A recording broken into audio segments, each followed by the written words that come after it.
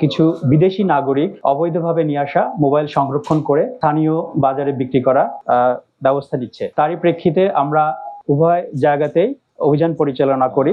8 বোতল মদ ও নগদ অর্থ সহ 3 জন বিদেশি নাগরিককে গ্রেফতার করেছে। সেই গ্রেফতার এবং উদ্ধার অভিযান সংক্রান্তে বিস্তারিত তুলে ধরার জন্য ডিসিডিবি মিরপুর মহিউদ্দিন মাহমুদ সোহেলকে বিনীত অনুরোধ করছি।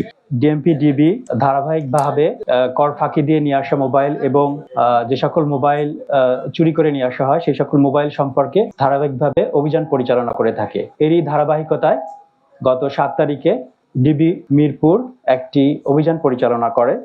সেই অভিযান পরিচালনা করে ডিবি মিরপুর বিভাগের সংঘবদ্ধ অপরাধ, গাড়ি চুরি প্রতিরোধ ও উদ্ধার টিম।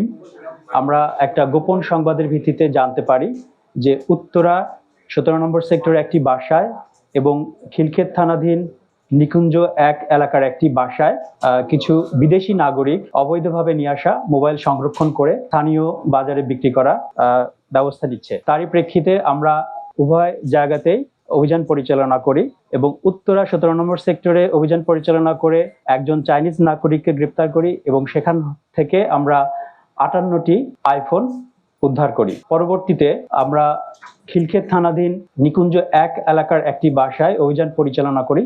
সেখান থেকে আমরা 2 জন চাইনিজ নাগরিককে গ্রেপ্তার করি। পাশাপাশি সেখান থেকে আমরা 305টি আইফোন উদ্ধার করি এবং বিভিন্ন যন্ত্রাংশ এবং আইফোনের বিভিন্ন পার্টস সংযোজন করার জন্য যে ধরনের মেশিনারিজ ব্যবহার করা হয়ে থাকে সেগুলো আমরা উদ্ধার করে থাকি।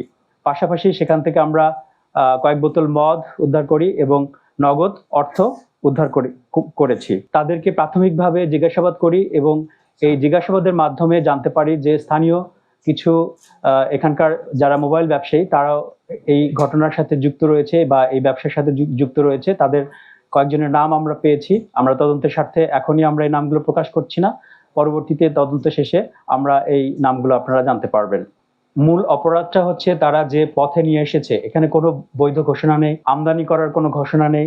তারা বিদেশ থেকেই এই আইফোনের পার্টসগুলো আলাদা করে এবং তারা বিভিন্ন বিমানের মাধ্যমে তারা এখানে পাঠায় এবং এখানে একটা তারা ল্যাব তৈরি করেছে।